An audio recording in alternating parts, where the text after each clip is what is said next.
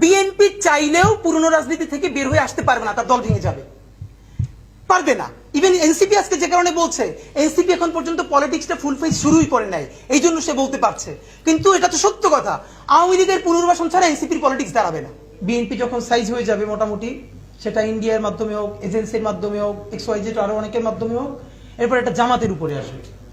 তো বিএনপি যে কয়দিন পারলো তো পারলো, জামাত পারবে না 3 দিনও। এরপরে চূড়ান্ত খেলাটা হবে এনসিপির সাথে। সম্ভবত এই জুলাই থেকে আগামী 6 মাস হোক, 1 বছর হোক, বাংলাদেশ প্রচন্ড ক্রাইসিসের মধ্য দিয়ে যাবে, প্রচন্ড। এবং এই ক্রাইসিসটা আজকে বিএনপির যে ক্রাইসিসের মধ্য দিয়ে শুরু হচ্ছে, আমরা এটা ভাবার কারণ নাই যে এইটা থেমে গেলে ক্রাইসিসটা এখানেই থেমে যাবে। এটা বিএনপির সাথে ঘটবে এর কিছুদিন পরে। বিএনপি যখন সাইজ হয়ে যাবে মোটামুটি, সেটা ইন্ডিয়ার মাধ্যমে হোক, এজেন্সির মাধ্যমে হোক, XYZ আরো অনেকের মাধ্যমে হোক, এরপর এটা জামাতের উপরে আসবে। তো বিএনপি যে কয়দিন পারলো তো পারলো, জামাত পারবে না 3 দিনও। এরপরে চূড়ান্ত খেলাটা হবে এনসিপির সাথে।